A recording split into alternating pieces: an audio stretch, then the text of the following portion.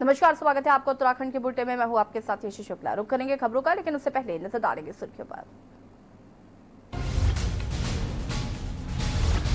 जम्मू कश्मीर में सुरक्षा बलों को बड़ी कामयाबी। पुलवामा में एक आतंकी ढेर। शराफमपोर इलाके में हुआ एनकाउंटर। देश में पेट्रोल पर 10 और डीजल पर 13 रुपए उत्पाद शुल्क और बढ़ा। आम लोगों पर नहीं पड़ेगा प्रभाव।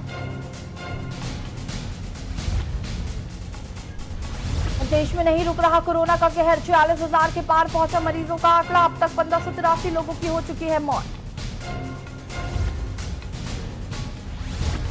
राज्य कर्मचारियों के हित में सरकार का फैसला। आयुष्मान योजना के तहत प्रदेश के 3 लाख कर्मचारियों और पेंशनरों को मिलेगा कैशलेस इलाज।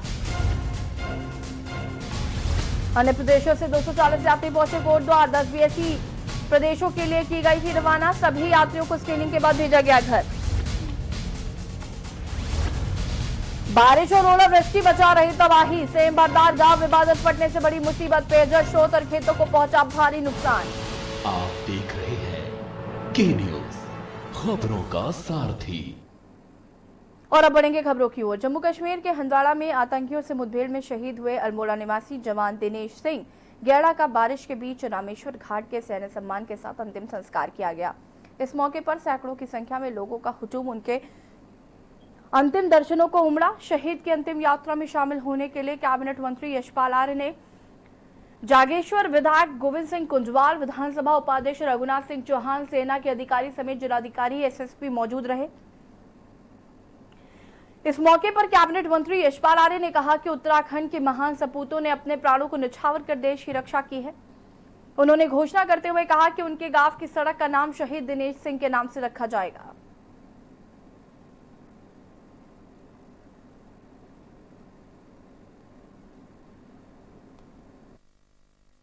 कि उत्तराखंड के महान सपूतों ने अपने जब भी देश को कोई संकट आया है, देश की रक्षा के लिए अपने प्राणों का बलिदान किया है, देश के लिए अपने को कुर्बान किया है।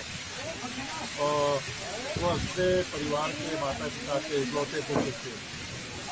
निश्चित रूप से सरकार उनके लिए जो भी सहायता दी जा सकती है मदद करेगी। जो भी उनके लिए उनके गांव तक जो सड़क मार्ग है उसके निर्माण के लिए उस मार्ग का नाम शहीद दिनेश सिंह गैड़ा जी के नाम पर हम यह कोशिश करेंगे, हम इसको हम सार्थक भी करेंगे।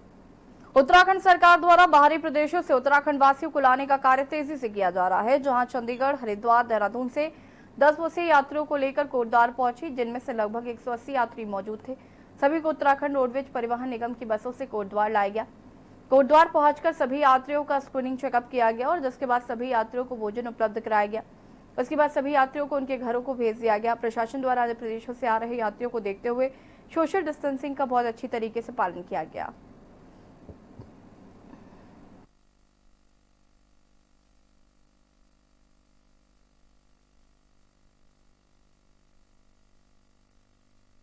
में आने वाले बसों की संख्या अभी तक जो है वो 8 बसें पहुंच चुकी हैं और ये बताया जा रहा है कि 2 बसें भी आनी शेष है और तकरीबन 180 यात्री कुल आज कोटद्वार पहुंचने वाले हैं, जिनको कोटद्वार से आगे फिर अलग अलग विकास खंडों में जाना है और अलग अलग विकास खंडों के लिए यहाँ पर अलग अलग बसों की व्यवस्थाएं की गई। इनको रिसफल करके वहाँ पे भेजा जा रहा है। तकरीबन हम कल देखें तो कल हमारे 5 बसों में करीब 110 यात्री यहाँ पे आए थे और आज 10 बसों में तकरीबन 180 से 190 यात्रियों के आने की पूरी संभावना। नहीं, ये अपने अपने जो गंतव्य स्थान पे जहाँ जा रहे हैं इनको होम क्वारंटाइन की मोहर इनकी लगाई जा रही है और इनके जो ब्लॉक है, इनका जो विकास खंड है, वहाँ के संबंधित गांव के ग्राम प्रधान तक सूचना दी जा रही है और इनको होम क्वारंटाइन के लिए निर्देशित किया जा रहा है। केंद्र सरकार के द्वारा दी गई गाइडलाइन के द्वारा उत्तराखंड सरकार ने भी अब लॉकडाउन 3 में जनता को काफी छूट प्रदान कर दी है, जिसमें अब जनता अपनी जरूरत की खरीदारी सुबह 7 बजे से 4 बजे तक कर पाएगी। वहीं सरकार ने सभी जरूरत की दुकानों के साथ शराब की दुकानें भी खोलने के निर्देश दे दिए हैं, जिसके बाद आबकारी अधिकारियों के द्वारा शहर की विभिन्न दुकानें खुलवाई गई, जिसमें खुद जिलाधिकारी अधिकारी प्रभाकर मिश्रा के द्वारा सभी को निर्देशित किया गया कि एक समय में एक व्यक्ति 2 ही बोतल खरीद पाएगा। लेकिन जिस तरह से लोग सुबह से ही दुकान खुलने का इंतजार कर रहे थे और लंबी लंबी कतारें शराब की दुकानों के बाहर नजर आई, ज्यादातर लोग सोशल डिस्टेंसिंग फॉलो करते नजर नहीं आए, जो आने वाले समय में एक बड़ा खतरा भी बन सकता है।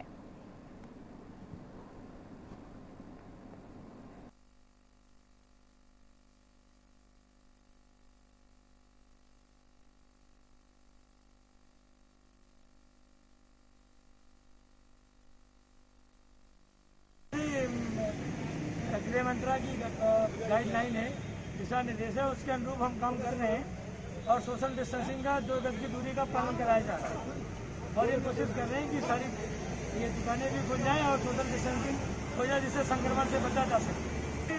हम कोशिश कर रहे हैं कि ग्रामीण क्षेत्रों की पहले खोल लिया हमने और जो अर्बन एरियाज़ की हैं उनमें वो सोशल डिस्टेंसिंग का ध्यान रखते और उनकी लोकेशन को देखते हुए हम करा रहे हैं। गदरपुर के गुरु नानकपुर गांव के एक ही परिवार के 4 सदस्य डॉक्टर हैं जो देश और विदेश में कोरोना मरीजों के इलाज में जुटे हैं। आपको बता दें कि गदरपुर क्षेत्र के एक किसान प्रवीर सिंह विर्क के 2 बेटे हैं। उनका बड़ा बेटा जसविंदर विर्क और जसविंदर की पत्नी डॉक्टर है। दोनों अमेरिका में न्यूयॉर्क के एक अस्पताल में कोरोना वॉरियर्स के रूप में कोरोना मरीजों के इलाज में जुटे हैं। तो उनके छोटे बेटे भी डॉक्टर हैं और वो भी अपनी पत्नी के साथ पंजाब में कोरोना मरीजों के इलाज कर मानवता की मिसाल पेश कर रहे हैं। इस दौरान किसान प्रवीर सिंह विर्क ने कहा कि यह सब देखकर मुझे अपने बेटे और भुआ पर गर्व होता है जो लोगों का इलाज कर उनकी सेवा में लगे हैं।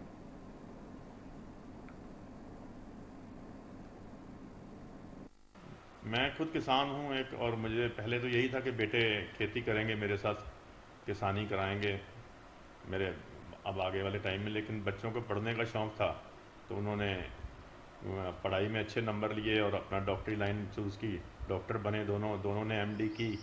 और मेरा बड़ा वाला बेटा जसविंदर पाल सिंह न्यूयॉर्क में सिरिक्यूज अपस्टेट हॉस्पिटल में जॉब कर रहा है और उसकी बहू जो है वो भी वहीं पे जॉब कर रही है उसी हॉस्पिटल में, और वहाँ पे ही कोविड पेशेंट में भी ड्यूटी लगती है उनकी।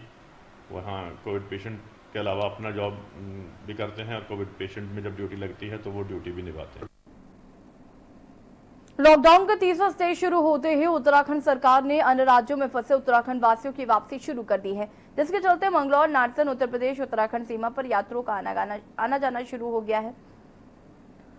पहले दिन आई 6 बसों से 219 यात्रियों को नारसन बॉर्डर पर धर्म स्कैनिंग मेडिकल परीक्षण कराया गया, जिसके बाद सभी को घर भेज दिया गया। मौके पर हरिद्वार एसएसपी सहित पुलिस प्रशासन के आला अधिकारी मौके पर मौजूद रहे। वहीं सभी यात्रियों का धर्म स्कैनिंग करने के बाद उन्हें होम क्वारंटाइन किया जाएगा। इस मौके पर मेडिकल प्रशासन की टीम भी मौके पर मौजूद रही।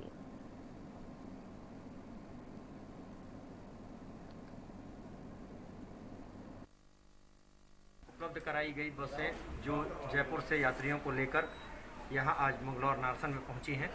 6 बसों में कुल 219 यात्री आए हैं। इनकी यहाँ थर्मल स्क्रीनिंग की जा रही है और उसके उपरांत इन्हें कुमाऊं के कुल 81 यात्री हैं और गढ़वाल के 138 लोग हैं। इन सभी लोगों को बसवार जिलेवार अलग अलग स्थानों के लिए रवाना किया जाएगा उनके गंतव्य के लिए। रुद्रप्रयाग जनपद में इन दिनों बेमौसमी बारिश और ओलावृष्टि ने तबाही मचा रखी है। ओलावृष्टि से जहां फसलों को नुकसान पहुंच रहा है तो वहीं बारिश से भूस्खलन की घटनाएं बढ़ रही हैं। आपको बता दें कि बारिश से जिले के सेम गांव में तबाही मच गई। बारिश से गांव के पेयजल स्रोत ध्वस्त हो गए तो खेतों में मलबा घुस गया। आपको बता दें कि ओलावृष्टि से खेतों में पककर तैयार गेहूं की फसल नष्ट हो रही है और मई माह में भी ठंड जारी है। जिले में हुई बारिश के कारण सेम गांव के निकट बादल फट गया। बादल फटने से गांव के प्राकृतिक जल स्रोत के अलावा पैदल रास्तों व खेतों को भारी नुकसान पहुंचा है। ग्रामीणों ने इसकी सूचना प्रशासन को दी है।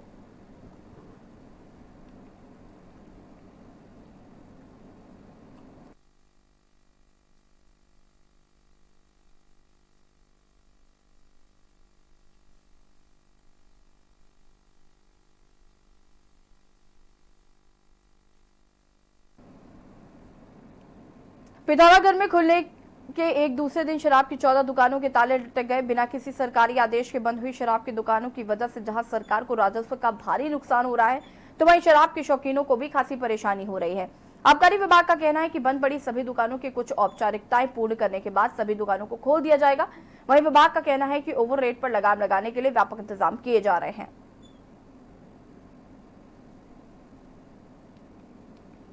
यहाँ 28 दुकानें जो है व्यवस्थापित हुई थी, उनमें से 14-15 दुकानें खुल गई हैं। बाकी दुकानें भी धीरे धीरे खुल जाएंगी। उनकी जो है औपचारिकताएं पूर्ण हो रही है और वो पैसा जमा करवा रहे हैं जो है, और निर्गम काट के उनकी निकासी जैसी हो जाएगी जो वो भी संचालित हो जाएंगी। सारी दुकानें खुल जाएंगी। लॉकडाउन के चलते शराब की दुकानों को बंद किया गया था और शासन से मिले फरमान के बाद शराब की दुकानों को खोला गया। रुद्रप्रयाग में शराब की दुकानों के बाहर शराब लेने वालों की लंबी लंबी लाइनें लगी रहीं बद्रीनाथ हाईवे पर दोनों ओर से लाइन लग रही है। नियमों का पालन करते हुए शराब की दुकान के भीतर जाने वाले हर व्यक्ति के हाथों को सैनिटाइजर से धुलवाया जा रहा है और ग्रामीण क्षेत्रों के लोग अधिक संख्या में शराब ले रहे हैं। ग्रामीण इलाकों से बुजुर्ग लोग अधिक संख्या में शराब लेने को पहुंच रहे हैं और लंबी कतार में खड़े होकर अपनी बारी का इंतजार कर रहे हैं।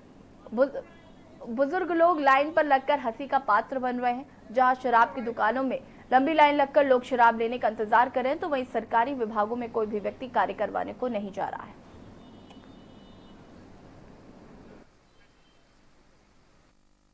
कुछ मान्यों में तो खुलना चाहिए था, जो लोगों की काम करने की क्षमता थी उसमें तो खुलना चाहिए था, लेकिन ये दुर्भाग्यपूर्ण है कि मैं अभी कोर्ट से आ रहा हूँ, कोर्ट में कोई लोग नहीं आ रहे हैं, लेकिन दारू की दुकान पे जो मैं देख रहा हूँ लगभग 150 लोग, तो मैं अभी कोर्ट की तरफ ही से आ रहा हूँ तो 150 लोग लाइन पे लगे हैं। ये बड़ा दुर्भाग्यपूर्ण है।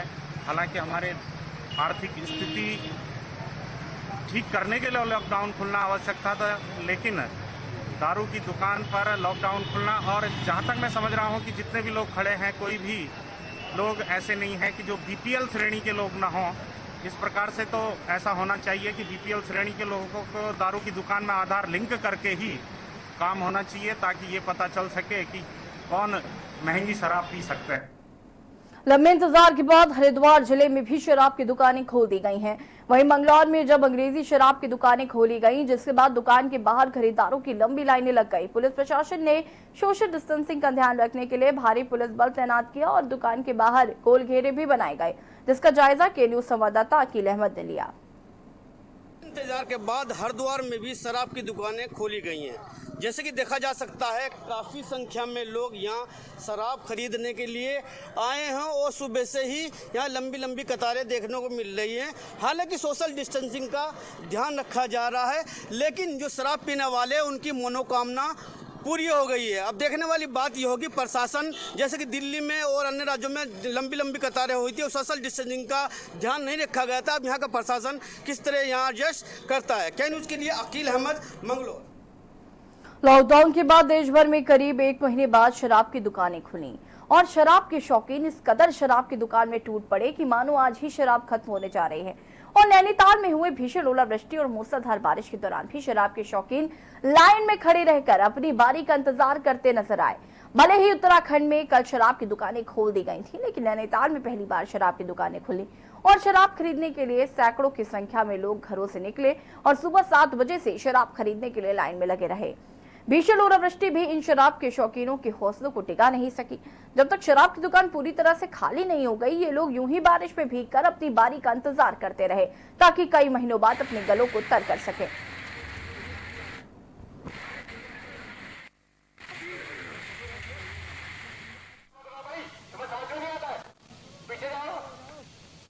इस ब्रेक का जल्द हाजिर होंगे।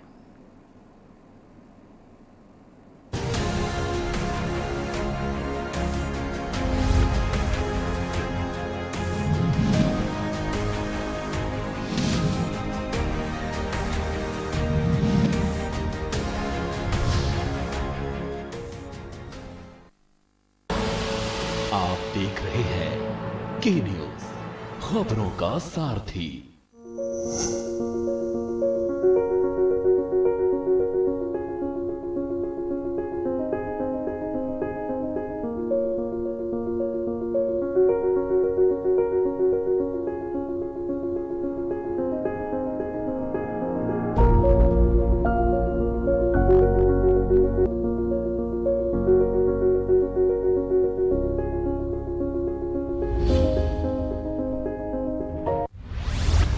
केबल ऑपरेटर्स जो पहुंचाते हैं आप तक हमारी हर बात, सजगता और समझदारी जिनकी है पहचान, जो है कोरोना योद्धा, जो है जिम्मेदार। इन कोरोना योद्धाओं को के न्यूज का सलाम। आप हैं तो हम हैं, आपके बिना हम कुछ नहीं। देश भर के केबल ऑपरेटर्स कोरोना योद्धाओं का के न्यूज की तरफ से हार्दिक अभिनंदन। आप देख रहे हैं के न्यूज, खबरों का सारथी।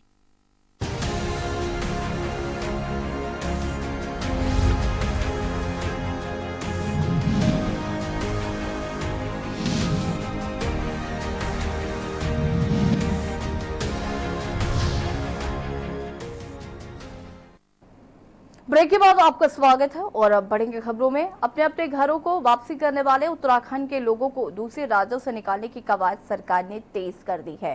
राजस्थान के बाद अब पंजाब में फंसे प्रवासी उत्तराखंडियों को तेजी से राज्य में वापस लाया जा रहा है।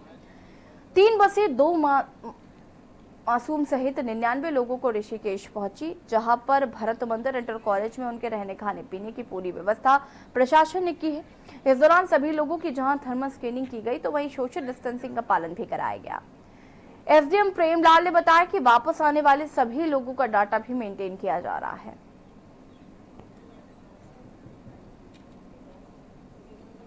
मोहाली से 3 बसें आई हैं जिसमें कि 99 लोग आए हैं और ये जो है 43 ये टेहरी के हैं, 23 ये पौड़ी के हैं। इसी तरह से हर जनपद के कुमाऊं मंडल के भी हैं, 1 1 2 2 4 4 जो है हर जनपद के हैं। तो हम इनकी सोशल डिस्टेंसिंग रखते हुए क्या नाम कहते हैं थर्मल स्क्रीनिंग करवा रहे हैं। उत्तराखंड के प्राइवेट स्कूलों में ऑनलाइन क्लासेस के नाम पर प्राइवेट स्कूलों द्वारा ली जा रही फीस का मामला नैनीताल हाईकोर्ट की शरण में पहुंच गया है। मामले को गंभीरता से लेते हुए नैनीताल हाईकोर्ट के वरिष्ठ न्यायाधीश सुधांशु धूलिया व न्यायाधीश रविंद्र मैठाणी की खंडपीठ ने राज्य सरकार से 12 मई तक अपना विस्तृत जवाब कोर्ट में पेश करने के आदेश दिए हैं। वहीं याचिका में केंद्र सरकार, राज्य सरकार, सीबीएसई, उत्तराखंड एजुकेशन बोर्ड को लेकर भी पक्षकार बनाया है।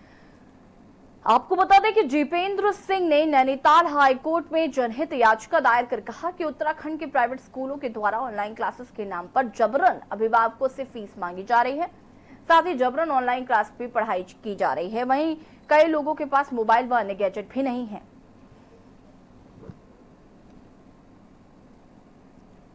जपिंदर सिंह देहरादून निवासी द्वारा एक जनहित याचिका माननीय उच्च न्यायालय में योजित की गई थी, जिसमें ऑनलाइन क्लासेस के नाम पर ज़बरदस्ती फ़ीस की जो वसूली प्राइवेट स्कूलों द्वारा उत्तराखंड के डिफरेंट सिटीज़ में की जा रही थी। और क्योंकि ऑनलाइन क्लासेस जो हैं वो एमिनेबल नहीं हैं पेरेंट्स के लिए, 90% पेरेंट्स के पास ना तो इंटरनेट कनेक्टिविटी है, ना ही गैजेट्स हैं, और ऑनलाइन क्लासेस ऑर्गेनाइज करके हैवी फीसों को डिमांड किया जा रहा है, पेरेंट्स पे प्रेशर बनाया जा रहा है। इस संबंध में याचिका योजित की थी 3 महीने की फीस को माफ़ किया जाए। नैनीताल हाईकोर्ट ने कोरोना से निपटने के लिए डॉक्टरों को, पैरामेडिक स्टाफ, सुरक्षा व अस्पतालों में आवश्यक वस्तुओं की कमी को लेकर दायर जनहित याचिका की सुनवाई करते हुए राज्य सरकार को आदेश दिया है कि वह 19 मई से पूर्व सभी जिला चिकित्सालय में जहां आईसीयू की स्थापना होनी है, आईसीयू स्थापित करके उन्हें संचालित कर दें। साथ ही न्यायालय ने एम्स ऋषिकेश के सामने दैनिक गतिविधियों के संचालन में आ रही दिक्कतों को देखते हुए राज्य सरकार को आदेश दिया है कि वह जिलाधिकारी देहरादून के माध्यम से एम्स ऋषिकेश की किसी भी जरूरतों और एम्स प्रबंधन की शिकायतों का त्वरित समाधान करेंगे। मामले की अगली सुनवाई 19 मई को होगी।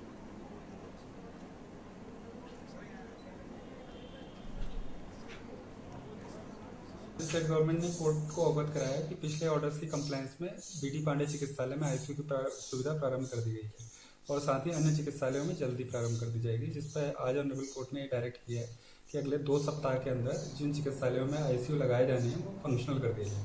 इसके साथ ही एम्स ऋषिकेश की डेली एक्टिविटीज़ के संचालन में जो परेशानियां आ रही हैं उसके लिए भी ऑनरेबल कोर्ट ने डायरेक्ट किया है कि राज्य सरकार जिलाधिकारी देहरादून के माध्यम से एम्स की एक्टिविटीज़ में और उनकी फंक्शनिंग में जो भी प्रॉब्लम्स आ रही हैं उनका समाधान करें।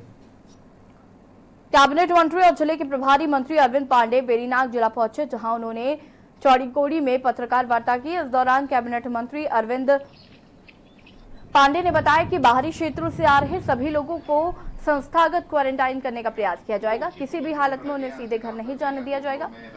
इसके लिए सरकार के द्वारा तैयारी भी कर ली गई है।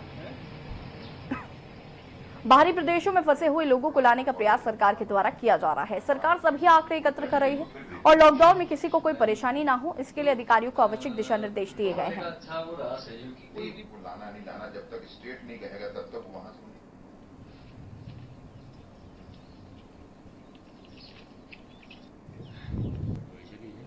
सरकार 100% पालन कर रही है, लेकिन कुछ लोगों द्वारा, कुछ समाज सेवियों द्वारा प्रदेश के बारे में, इस जिले के बारे में अच्छा बेहतर कुछ हो सकता है उसके बारे में भी जानकारी दी गई है। और निश्चित ही प्रभारी मंत्री होने के नाते यहाँ के जो आम लोग हैं, जो यहाँ के स्थानीय निवासी हैं, पहाड़ के निवासी हैं, इनके हितों को देखते हुए जो बाहर से लोग क्वारंटीन किए जाएंगे, लोकल के जो लोग हैं उनको सुझाव मिले हैं, उसको ध्यान में रखते हुए विचार किया। सरोवर नगरी नैनीताल में आवारा कुत्तों का आतंक थमने का नाम नहीं ले रहा है, जिसके चलते आए दिन बीडी पांडे अस्पताल में कुत्तों के शिकार लोग आते रहते हैं। स्थानीय निवासी ही नहीं बल्कि पर्यटक भी कई बार इन आवारा कुत्तों के शिकार हो चुके हैं, लेकिन बीते 22 मार्च से लॉकडाउन के बाद से इनका कहर थोड़ा कम हुआ था। लेकिन जैसे ही सोमवार को सरकार ने लॉकडाउन में ढील दी तो नगर के आयार पाटा क्षेत्र में घर के बाहर खेल रहे 6 वर्षीय नाबालिग को 12 आवारा कुत्तों ने बुरी तरह से नोच डाला। जब तक आसपास और घर के लोग उसे बचाने पहुंचते तब तक कुत्ते बच्चों को बुरी तरह से घायल कर चुके थे, जिसके बाद आनंद फानंद में बीडी पांडे अस्पताल उसे लेकर पहुंचाए।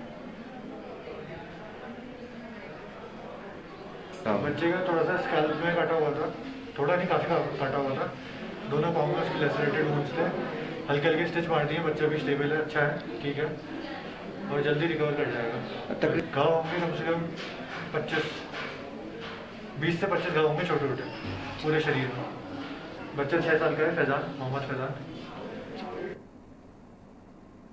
उधम सिंह नगर में एक इंसानियत को तार तार कर देने वाली घटना सामने आई है, जिसे देखकर हर कोई हैरान हो जाएगा। दरअसल यूपी के कोतवाली स्वार के गद्दीनगला क्षेत्र में एक युवक ने अपनी पत्नी को खेत में ले जाकर लात, घूंसों, खुरपों और चप्पलों से जमकर पीटा। वहीं पूरी घटना वहां मौजूद किसी व्यक्ति ने मोबाइल में कैद कर ली और मामले का वीडियो वायरल कर दिया, जिसके बाद महिला के पिता ने पुलिस में तहरीर दी और कार्रवाई की मांग की है। पुलिस से तहरीर मिलने पर कार्रवाई शुरू कर दी है। हालांकि ये वीडियो 3 दिन पुराना है। वही मामले में थानाध्यक्ष ओम प्रकाश ने बताया कि मामला स्वार थाना क्षेत्र का होने के चलते स्वार कोतवाली पुलिस को शिकायत भेज दी गई है।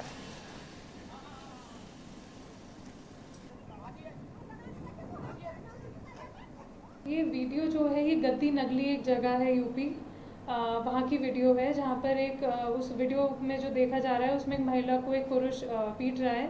तो इसमें जो जांच की गई तो उसमें पता लगा है कि ये घटनास्थल यूपी का है, क्योंकि जो कि तहरीर है उनकी माँ द्वारा यहाँ थाना केलाखेड़ा में दी गई है। तो क्योंकि लॉकडाउन चल रहा है तो उसके चलते, और घटनास्थल क्योंकि यूपी का है तो वहाँ पे जो थानाध्यक्ष गद्दी नगली वहाँ पे हैं उनसे बात कर ली गई है, वहाँ पे मुकदमा पंजीकृत हो रहा है। फिलहाल बुलेटिन में इतना ही। देखते रहिए के न्यूज़ इंडिया। नमस्कार।